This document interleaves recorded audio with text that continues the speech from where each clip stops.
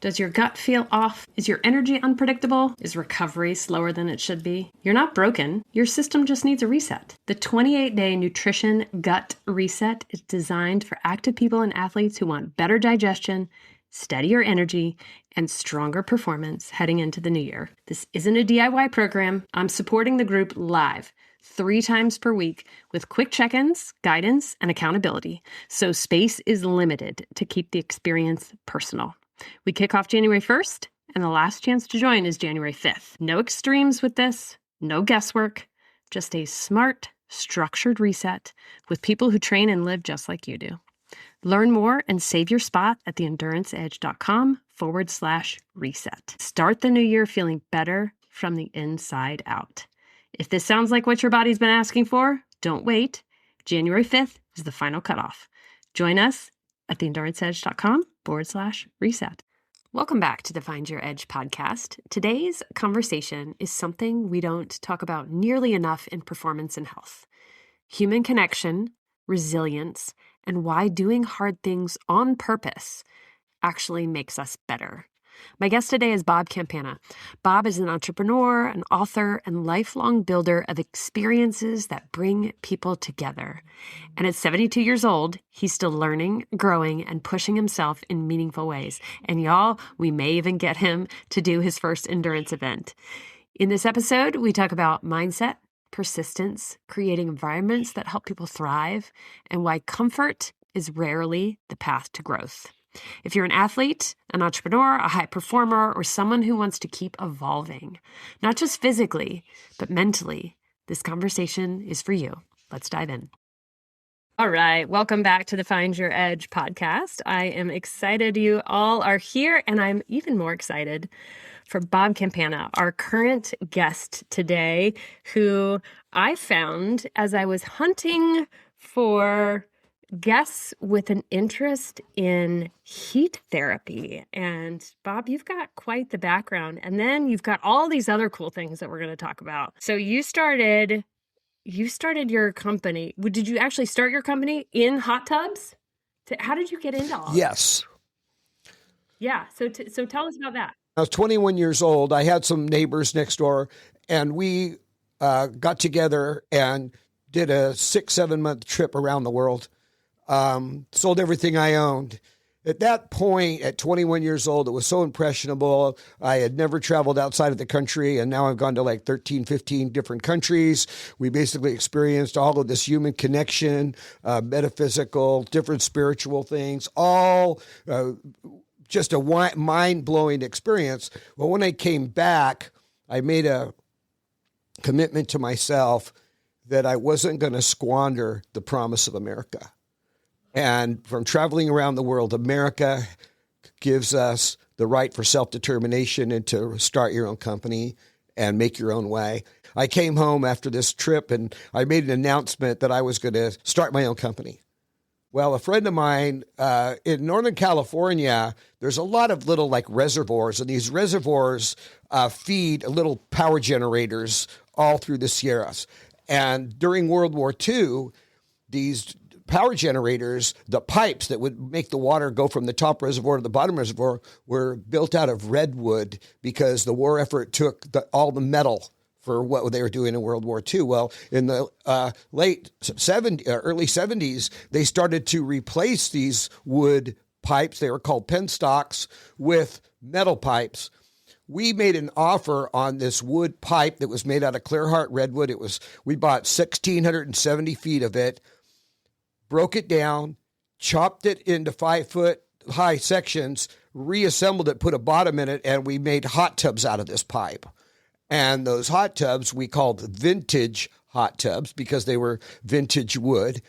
I bought the pipeline with the partner for $1,670, and we sold about 300 hot tubs at $2,000 each.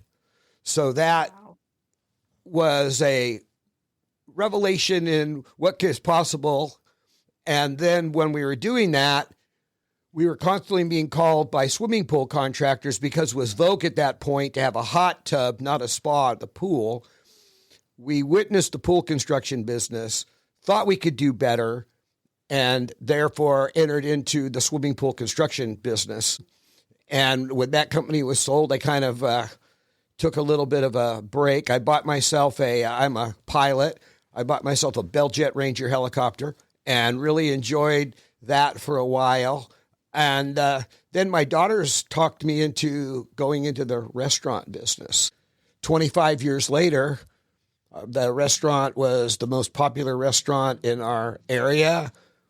Our restaurant did weddings, it did catering, it had a fine casual experience, it was wine-centric and special occasion where people are always coming there.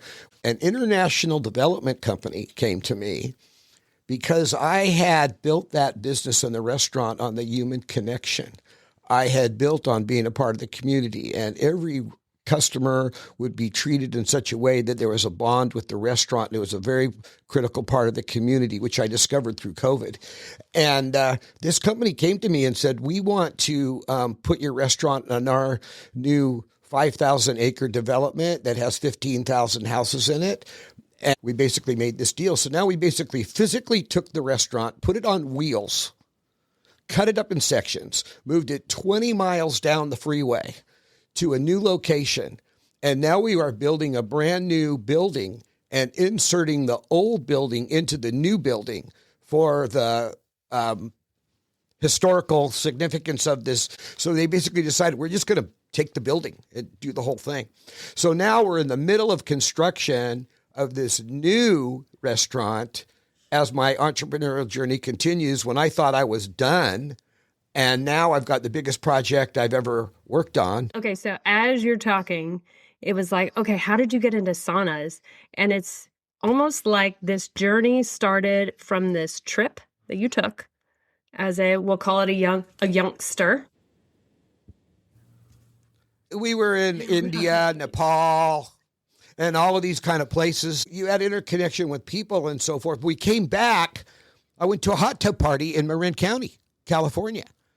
And at that hot tub party, I had no idea what I was going to do or what I was going to. And I go, hey, this is just as good. And then the idea of the penstock, when we found out that the Pacific Gas Electric Company was auctioning off that redwood, we basically put two and two together. And a entrepreneurial mentor of mine, his name was Barton Steveno, was the money guy behind it. And he basically said, okay, I'll put the money up if you guys want to do this work.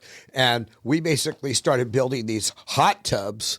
And then it's just like you go down a trail and one thing leads to another. And you had to educate yourself on every aspect. I had no idea about bookkeeping, management of people, cash flow, all of the different aspects of running a company. Where I was just naive to all of it, but I was built to not fail, to prove to my father I was not going to fail.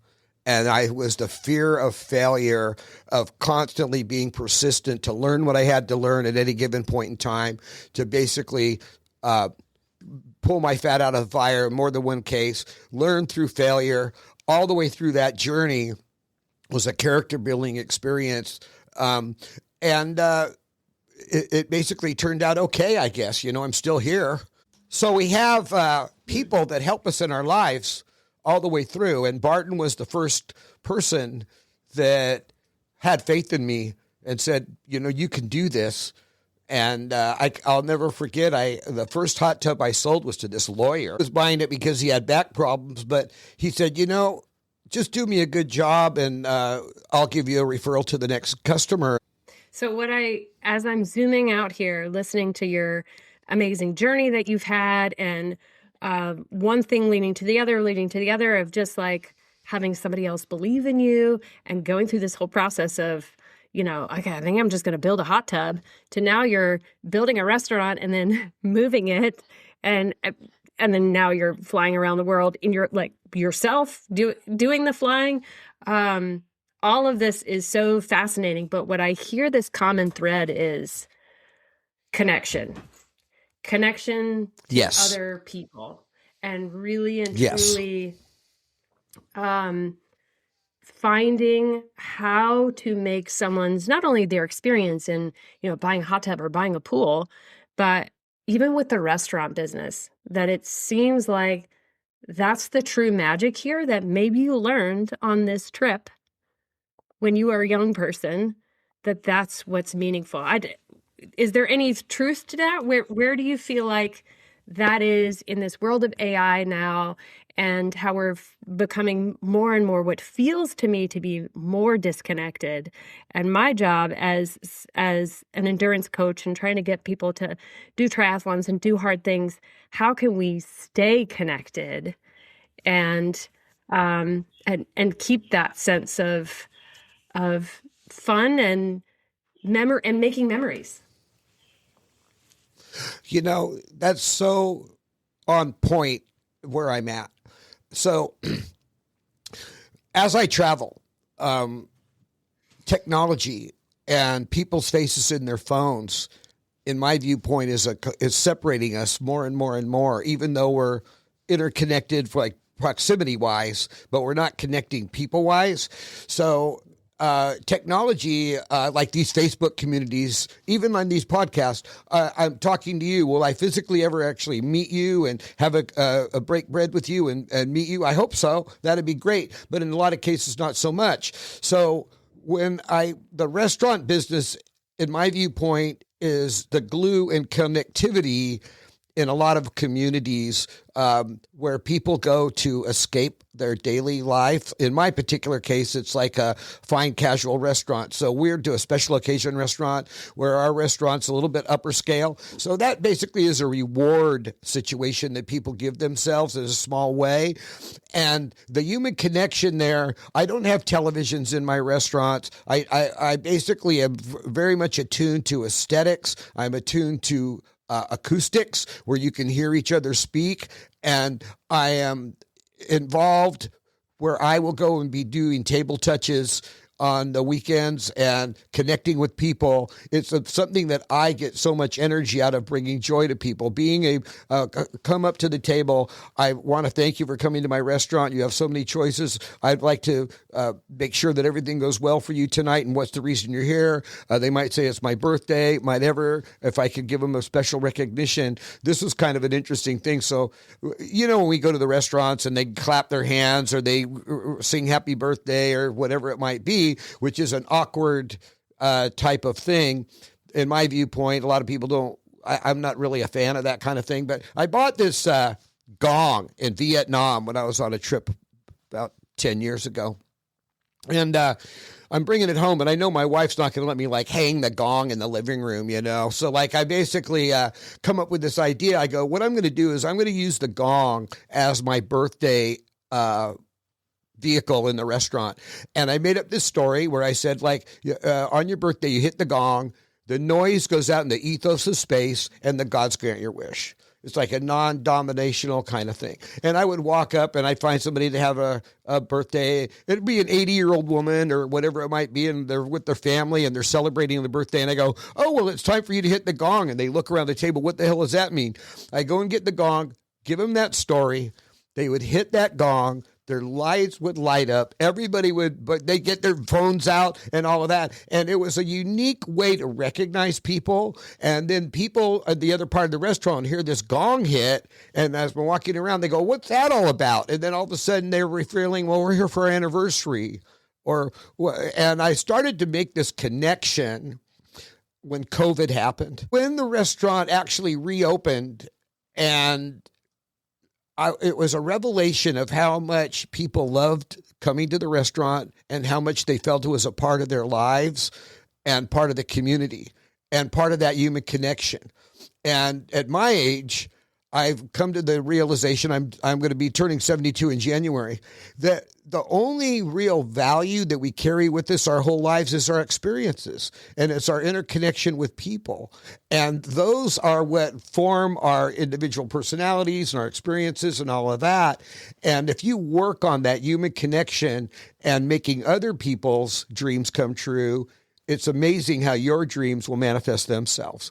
And so I have been a humble servant of making people's lives as joyous as I can. And that would be through the construction of their dreams in the pool business. It would be in a minor way of being able to give them an escape for an hour or two when they come to the restaurant and be able to enjoy, and their problems can hit them right in the face when they walk out the door. But when they're in the restaurant, I want them to escape and enjoy their company of the people that they're with and be served upon. And that gives me tremendous energy to be able to create that, what I call nonverbal communication, which is in the design and the aesthetics and the lighting and all of the different things that go into a finely crafted restaurant. That is such an amazing story, and how really wrapping it all together of how you went on this serial entrepreneur journey to truly bring some level of connection to people through your path. And that's so interesting. I'm thinking that so many people are listening to this like, oh my gosh, I could never do that. That seems so hard. Like, just starting a hot tub business, starting a restaurant. What would you say to those people? Or even in our case, doing an Ironman, or just doing a 5K. That might even be a challenge for some people too. What would be some of the things that you would say to them about doing hard things? Well, I think that you, of all people, would understand there are two voices in our minds. The voice that says you can, and the voice that says you can't. And who are you listening to at any given point in time? And being able to put that positive motivation into your mind and your self-talk, that you're basically motivating yourself, and be able to capture control over that dialogue in a way that you can move forward, is a skill that is constantly challenged, because that dialogue never goes away. So you're always, can I do that? Can I do that? At the 5K, I made it, but now I'm going to go for a marathon 3-4 times the amount of endurance that I basically just experienced, and make that quantum leap forward into that next achievement. When I'm thinking about what I'm going to do and how I'm going to achieve it, I understand that through these experiences that I've had, that making an experience for myself, as long as others, that's striving towards a positive outcome, even though there will be inevitable bumps, roadblocks along the way, and so forth. It's how you look at those roadblocks as learning experiences, those minor failures. Or here's a classic story that I really go back on. I remember there was a guy that was interviewing Thomas Edison when he was building the light bulb. And Thomas Edison was being interviewed by this newspaper guy. And this guy goes, Mr. Edison, I'm looking at your records here, and you're personally telling me that you have conducted 1,800 experiments with failure on a light bulb. Don't you think at some point it's just not going to work? And Mr. Edison goes, no, I just know 1,800 ways it won't work.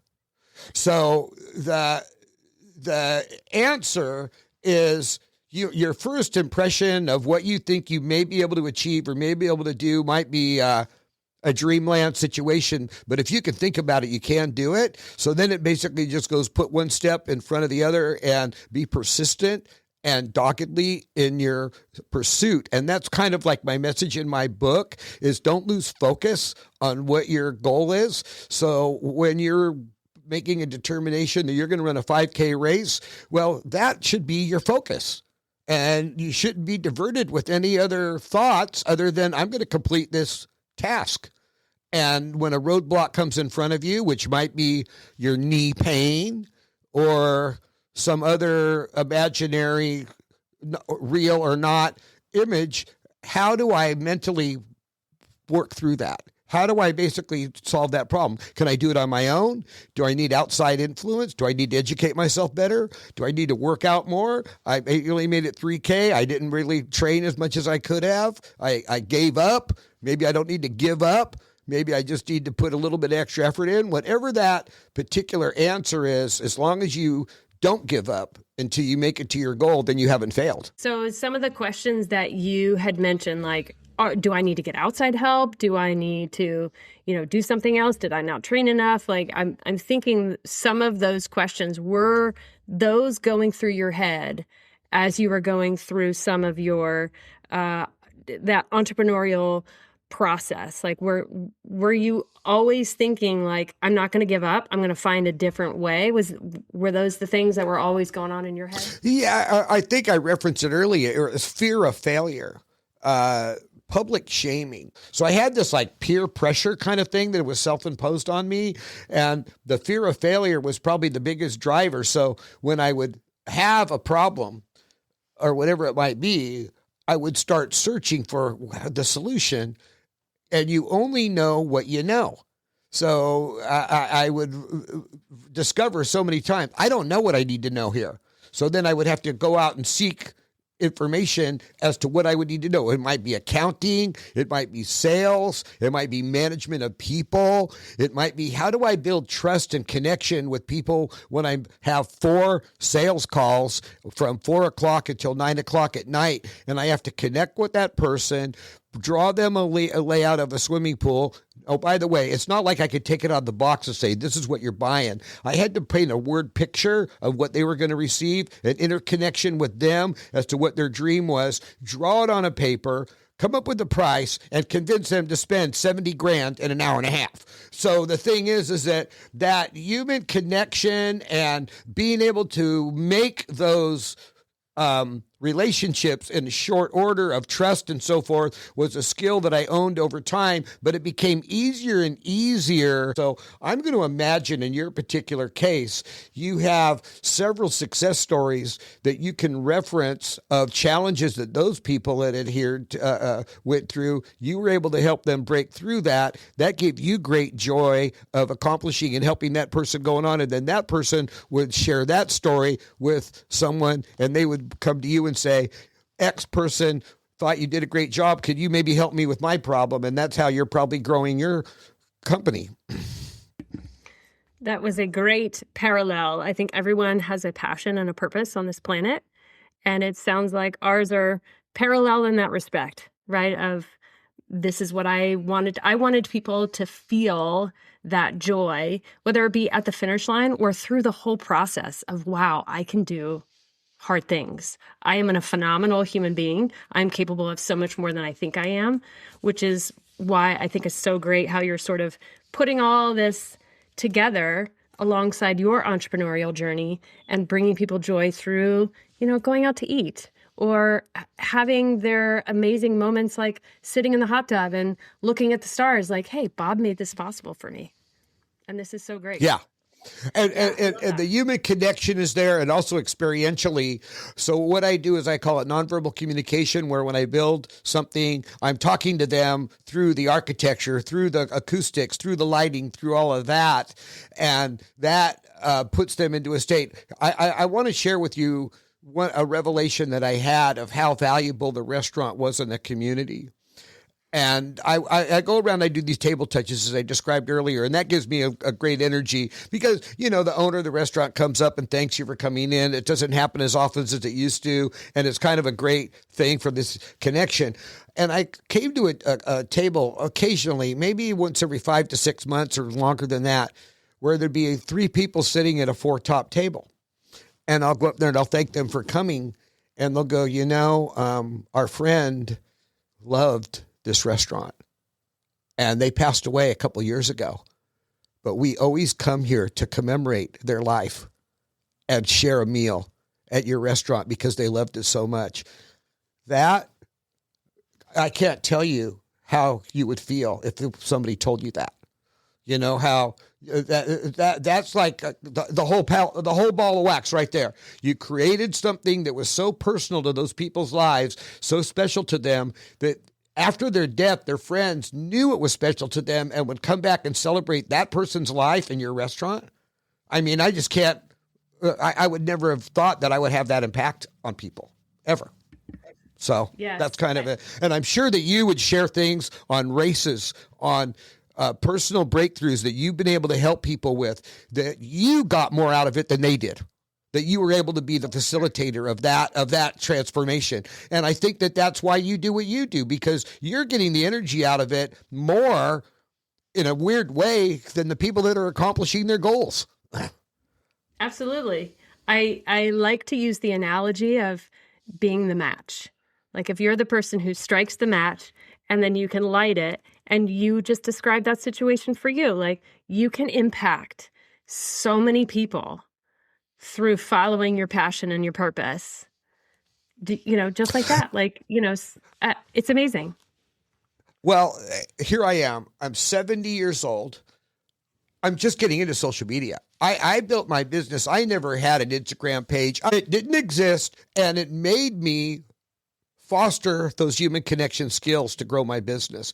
And I as we go through, and I think you're observing it, we're observing it, we're using this disconnection.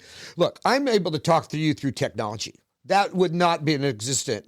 But at the same time, technology is separating us in such a way that we almost cocoon ourselves in public of the way that we're interacting, or we're not interacting with people in the way that we would normally. Now, I talked to you about the travel business. I don't know if we haven't even spoken about that yet. That is an extension of the human connection and spirit. So when I'm in the restaurant, people are going there for it. Now I'm taking that extension through my travel, where I'm creating experiences for small groups. So like, if you just go to Italy the first time, just getting out of the airplane and walking around is good enough. I mean, you could just seeing so much. It's just amazing. You're just like, oh my gosh, look at this.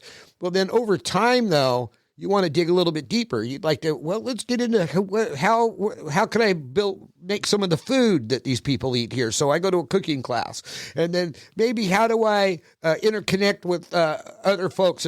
So I've drilled down to a point to where currently I'm working on an apartment for myself and some of my guests in my travel company in Sicily, where we dig into the community to such a way where you're going to baptisms, you're interconnecting with the local people. You know the shop vendors because you've returned so many times that they know you, and you're melding yourself into that connection of a different culture. That to me is such an enriching experience. And then to be able to take people in small groups and be able to share that experience with them. So like we'll go to you see on TikTok, a lot of people are going to Sicily now, and there's a very famous little town there called Taormina, which is just a fairy tale place. It's just absolutely amazing. It was established by the Greeks. It's got a Roman amphitheater in there, a Greek amphitheater and all that. I've made deep inroads in that town, where when we go there, there's a opera. Our guests will go to the opera, and then after the opera, we will go and have dinner with the singers of the opera and make that connection to where they actually went to a show, and then they go and have dinner with the performers and interconnect with them. I have hoteliers where we'll go to a hotel, and the hotelier, because we're returning, will come down and have a personal engagement with our guests, explain to them the heritage of their hotel, how it came to pass, and all of that. These human connection stories are just so full and enriching that I'm able to do through travel. That's so beautiful, and I'm so glad that you shared that. So what I'm gathering from our conversation so far is believe in yourself. If you have a mission, stick with it. Keep going. And to connect, to truly experience other connections with other humans, and that will enrich your life so much more. Anything else that you want people to leap with? You've summarized it very much, and I think that if people take a conscious effort in their daily activities to interact with people and kind of push themselves past a little bit of resistance on that, they will find their life's a little fuller, and they'll be proud of themselves that they made the effort to connect with another person. And that human connection is such a vital part of our lives. Yes, I think you're so right, Bob. And how can people reach you? And don't forget to tell us about your book. Yeah, the book is available on Amazon. It's called Don't Look Down. We didn't talk too much about that. That was about I fly airplanes and helicopters, and as a matter of fact, you can go to bobcampana.com, and that's like with a book. But I also have a YouTube channel called Get Back to Work. Get back, the number 2 work, ! And that YouTube channel is documenting the journey of the construction of this new restaurant that I just spoke to you about, and my travel experiences. So you can see Sicily, you can see Italy. I'm leaving on January 12th for China, and I will be in China for 10 days doing a buying trip for the restaurant. So we will be documenting the negotiations with Chinese manufacturers and different experiences on filling up sea containers to ship for this restaurant construction, and that'll be shared with people. So I want to share with people that you can do things, even like at 72 years old, if you have your mindset to it. Now you've got me motivated. I'm going to have to get out there and run a race or something. I'm going to probably have to call you back for some personal help on that to have a breakthrough, I think, is going to be one of my goals that I'm going to be engaged in now that I've met you. I think that your persona comes across as a very positive influence, and I think that your demeanor is very calming. And I think that I can see why you're helpful to people. And I might have to engage in that service. Well, that's part of the fire. Even if you don't, you've got that in the back of your head like, hey, maybe I can climb that Great Wall of China while I'm out there. A little side trip, right? There you have it. Thank you so much for having me. I'm so grateful. I truly appreciate all of the stories and wisdom that you shared with me and with our community. And Bob, thank you so much. And go buy the book. Don't look down. And we so appreciate you being on the Find Your Edge podcast, Bob. Thank you. Chris, thank you so much. I'm honored. Hold up a second. Before you scroll to the next episode, if you're thinking, I know what to eat, I'm just not doing it consistently, this is your sign. Nothing is wrong with you. Your nutrition doesn't need to be blown up. It just needs a reset. Especially your gut. Stress, training, holidays, busy schedules, they all mess with your microbiome, which means low energy, weird cravings, and that off feeling you can't quite explain. That's exactly why I created the 28-day nutrition gut reset. No extremes, no perfection, just simple gut supportive habits, real structure, and live coaching so you're not doing it alone. We start January 1st, spots are limited, and the last day to join is January 5th. Head to theenduranceedge.com/reset. And remember, you're amazing.